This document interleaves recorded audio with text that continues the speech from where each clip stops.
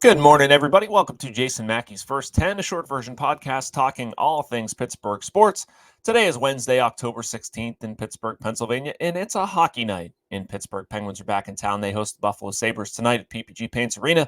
I'll be heading over there. Very excited to talk about that. The Penguins are actually going to be our lead topic on today's show. Also want to get into some Steelers stuff. Plenty happening there. Mike Tomlin spoke yesterday.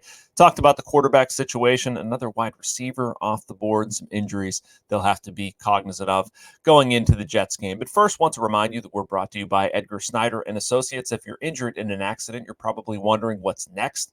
For over 40 years, Edgar Snyder and Associates has helped injury victims answer that question. Whether it's gathering evidence, collecting medical records, or dealing with the insurance companies, Edgar Snyder and Associates has helped over 75,000 people handle what's next. Call 1-800-94-EDGAR or visit edgarsnyder.com for a free consultation. And remember, there's never a fee unless they get money for you. So things look different in Penguins land after they left us, following about a bad as opening night as you could possibly have, right? Pretty ugly. But they wind up going on a 2-1 road trip. Win in Detroit and Montreal, lose in Toronto on Saturday. It actually didn't play all that bad. My first sort of takeaway or thought on that road trip was that it was an interesting decision going with Joel Blomqvist on Saturday. Blomqvist was very good in the back-to-back and helped them get a win. But you know what? Then I took that thought a step further. Mike Sullivan likes to say, and sometimes this sounds, like coach speak, looking at who gives them the best chance to win. Well, Blomqvist did. Anyway, I don't know if that's neither here nor there because Alex Nedeljkovic is going to be back very soon, and Blomqvist will probably be squeezed out of a spot. We'll see. The other takeaway, Evgeni Malkin has been very good. Malkin talked before the season about, being the older guy, having to change his game, all this stuff, and I don't know if anybody took it seriously. I think if you've watched Gino thus far, you've seen he has, kind of changed his game a little bit. He's become a little bit more of a distributor. And I thought Chris Letang's quote after the Montreal game was probably the most interesting, insightful thing that I've heard talking about Gino thus far. I think what has impressed me, Letang says, most probably is his play without the puck. He's been playing a lot better in his own zone, stopping on more plays, so it's fun to watch. Nobody's going to confuse Gino with a Selke Trophy finalist. I understand that. But he doesn't need to go 1-on-3, 1-on-4.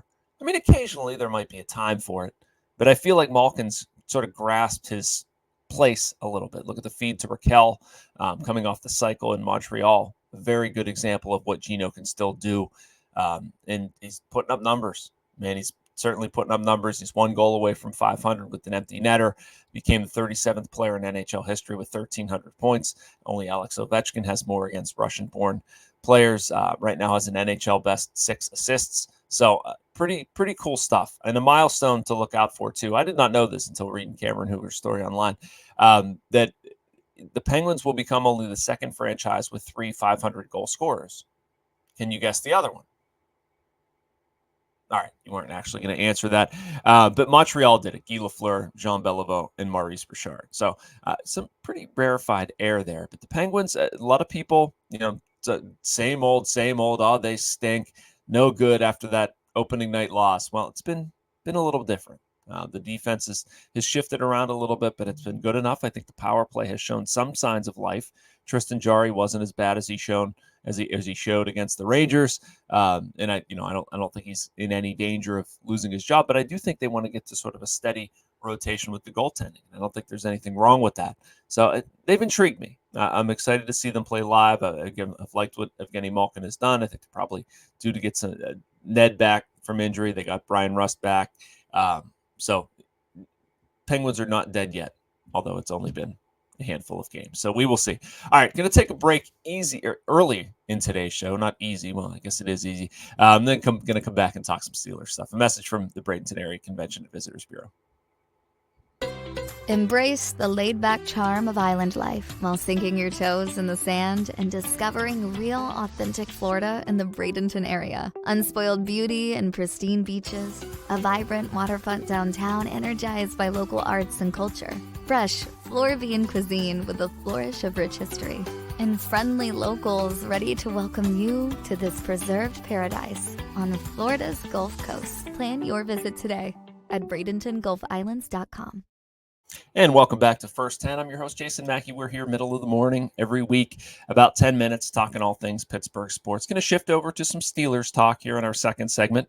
And, well, surprise, surprise, I think everybody probably thought we would get here at some point, and it's that tough transition point away from Justin Fields, who has played admirably. It's nothing against Justin Fields.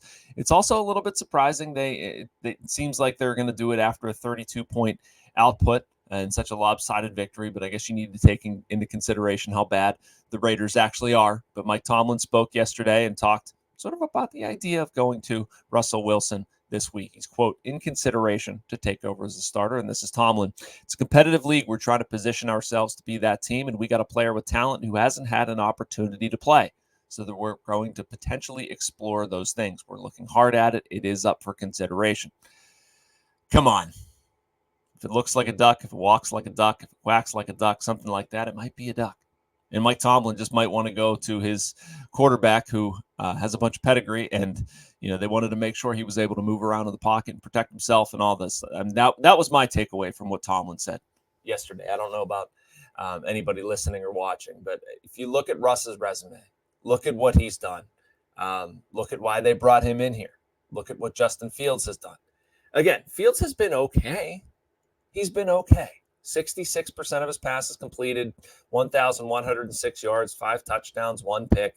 He's fourth among quarterbacks with 231 rushing yards, leads all of them with 5 rushing touchdowns. Also leads everyone with 6 fumbles. Not great. Can't quite have that. And I think if you just step back and look at the Steelers' passing game, it isn't where it needs to be. It's just not. Jerry Dulac wrote in his story about the play action, the lack of play action. Only Detroit's Jared Goff has used play action less. Russell Wilson throughout his career has been very successful that way. And it might make a lot of sense based on what we saw out of Najee Harris in this past week's game, 106 yards in Vegas. I thought he looked excellent. Might be a good time to go to somebody who thrives a little bit more in play action. But again, it's not just that. I think it's more the totality of why they brought Russell Wilson in here, what the thought was. Again, and Jerry said this a lot, and I agree with him. They brought Russell Wilson in here first. Justin Fields was because Kenny Pickett threw a fit. And it's probably a good time to remember that, as well as some context on where Russell Wilson is career-wise. Third among active quarterbacks, 334 career touchdowns, numbers that I didn't realize were that high. Fourth with basically 44,000 passing yards.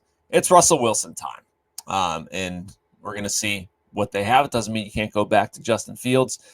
Would be very surprised if later in the week he's not, sort of anointed the starter, or it's tracking that way, or they're having to have players confirm who was, taking the most reps with the ones, that sort of thing that goes on with football reporting that we all love. I am fully expecting Russell Wilson to start. All right, last 2 minutes here. Just want to go over some injuries and stuff that we've seen, as well as a wide receiver shakeup that's going to make Sunday night a little interesting. Zach Frazier, ankle. He won't play against the Jets week to week with that injury. Ryan McCollum will get the start. I thought McCollum was good enough at center. Nick Herbig, another, he won't play because the hamstring, just another shot to the outside linebackers. They really need some of those guys to get healthy. I guess if there's a bit of good news, Alex Highsmith with the groin is questionable. That would be, to me, the most impactful player they could possibly get back. Cordero Patterson, DeMonte Casey, and Michael Pruitt are all questionable as well. But need Highsmith back. He was a key in stopping the run. Defense obviously fared well enough without him and without Herbig. But yeah, it was the Raiders. Not going to read too much into that, right? All right, last thing, Davante Adams. How awkward is this going to be? Or I was trying to wrap my brain around this. Is this was this a Steelers flirtation that never really had any legs? Like, was Davante Adams just sort of lining up to play with Aaron Rodgers the entire time? Yeah, I mean, you look at it, the Steelers need a wide receiver. Davante Adams would make a lot of sense. Contractually, I'm not so sure. I don't love the Davante Adams contract where he's due, at least at this point, I think $36.5 million each of the next 2 seasons. You can obviously reassess after this year. None of that's guaranteed. I'm not buying the Jets as a contender at this point, but I am buying Davante Adams as a legit weapon. I think he obviously will help them, could have helped the Steelers. I think those are fairly obvious comments. And it also stinks Amari Cooper going to the Bills. It almost feels like, musical chairs here and the music's winding down and the Steelers better get somebody, which we've talked about that. But like, the 4-2 start can't obfuscate the need for a wide receiver, right? I'd really hope not. I mean, the prices paid for these guys, I certainly think they're within the Steelers' range. I think the Steelers need to look at this and say we're 4-2 without this guy. Are we in that like elite AFC group? No. Could we get there with, DeAndre Hopkins, Christian Kirk, guys who are on the strata in the conversation of an Amari Cooper or even a Davante Adams? Yeah, I think that would increase the Steelers' chances a lot. I'm not sure we know totally what we're looking at with Russell Wilson coming in, but the Davante Adams thing kind of hit hard, right? Not because I suddenly think the Jets at 2-4 are going to be this great contender. I think they're overrated personally. They've got some offensive weapons, but why hasn't any of it come together at this point? I think it's been 29 games since Aaron Rodgers threw for over 300 yards. The defense has been good, not great. Again, I'm not saying they're a terrible team by any stretch, but it seems like the conversation surrounding the Jets is that they're like, 5-1, 6-0, top of the AFC. I just haven't seen that. And maybe Davante Adams changes it. I don't know. Steelers certainly have a test on their hands. We'll talk about it more in the coming days. That does it for today's episode. Make sure you like and subscribe. You can get all of this content and much more from our Post-Gazette team. Thanks for watching First 10, everybody.